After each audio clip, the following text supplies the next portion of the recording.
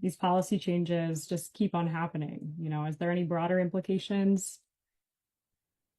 Yeah, no, I mean, I think to Preston's point about allyship, right? And I think generally about education, yeah, there's a lot at stake, and I'd really like this to be an opportunity for everybody to learn, right? I mean, Preston knows, lawyers know a lot of what we're seeing attacking DEI is racially, you can trace it back to the Title VII of the Civil Rights Act of 1964 when it was passed, and there are different iterations of this, and a lot of it is anti-Black, and that's what these people are doing, right? And it's some shocking stuff that we need to remember. This wasn't that long ago. So when Title VII was passed, it was remedial because there was finally marching in the streets and people's movements to support Black people, and they really wanted it to fail. So their devious plan was they're like, we're going to protect women too. No way are people going to also protect women, right? And so this is what, decades ago? When I was in law school, one of my professors was one of the first women allowed to enroll at this law school, right? We are not that far from this. And so when you hear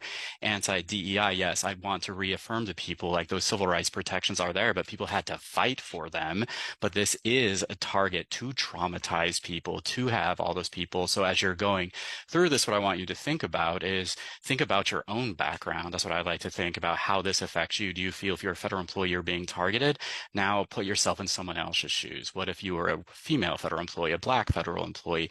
All of this. I heard, one of my clients say that kind of resonated with me. It's like, I finally feel like everybody in my workplace knows what it felt like when I wasn't safe and secure. And I feel they understand this hostile work environment I think I've felt I've been in, right? That they have. And I think people are kind of seeing that. But I mean, I don't know solutions to any of this, but I think it is education, knowing, speaking authentically kind of from your perspective and realizing, I do think about this a lot. And to me, there's no like answer to any of this, but mindfulness, I'm a mindfulness practitioner. And I think if we can just see people for who they are, for what it is, and focus our efforts on that, that kind of helps a lot of the stigma. And so it is uncomfortable to see things for what it is, but it's something I think we need to be doing right now. So.